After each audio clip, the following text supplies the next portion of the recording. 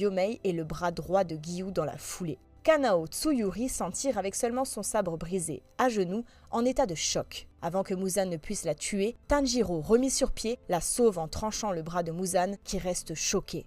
Voyant le visage mutant de Tanjiro résultant de son poison, Muzan commente qu'il a l'air horrible et se demande maintenant lequel d'entre eux est le vrai démon. Mais en voyant l'image de Yoriichi à travers Tanjiro, Muzan est alors dégoûté par le tueur de démons, tandis que Tanjiro déclare qu'il est temps qu'il en finisse. Leur combat commence avec Tanjiro, qui se souvient des mouvements du souffle du soleil dont il a été témoin pendant son rêve. Il réalise que les mouvements doivent être employés consécutivement l'un après l'autre, ce qui mènera au 13e mouvement, le plus puissant de tous. Bien qu'il se sente découragé de ne pas avoir les compétences de Yoriichi ou de son père, Tanjiro s'aventure néanmoins à attaquer Muzan qui voit le fantôme de son ancien ennemi à travers ce jeune tueur de démons. Rougissant sa lame, Tanjiro commence à déchaîner les mouvements du souffle du soleil, essayant de devenir plus fort, même au seuil de la mort. Muzan n'est pas impressionné par la technique de Tanjiro, qui est loin du niveau de Yoriichi. Il perd des forces et tente d'en finir une bonne fois pour toutes avec Tanjiro qui s'affaiblit à cause de l'épuisement et de ses propres blessures.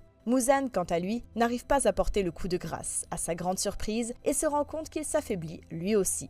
Il en déduit que c'est l'œuvre de Tamayo qui a absorbé ses cellules et tente de communiquer avec l'essence de ses cellules pour lui demander à quoi sert vraiment la drogue qu'elle lui a injectée. L'essence de Tamayo se contente de se moquer de lui, à la grande irritation de Muzan qui entreprend de détruire ce qui reste de sa conscience et de scanner ses souvenirs à la place. Témoin de ses souvenirs, il apprend la vérité. Tamayo, Yushiro et Shinobu Kocho ont bien mis au point une drogue qui transforme les démons en humains. Mais elles y ont ajouté un poison supplémentaire, au puissant effet vieillissant, qui fait vieillir Muzan à raison de 50 ans par minute. Muzan se rend compte que son corps s'est affaibli en luttant pour maintenir sa jeunesse. Il commence à calculer le temps d'activité de la drogue, soit environ 3 heures, ce qui signifie qu'il a vieilli de 9000 ans.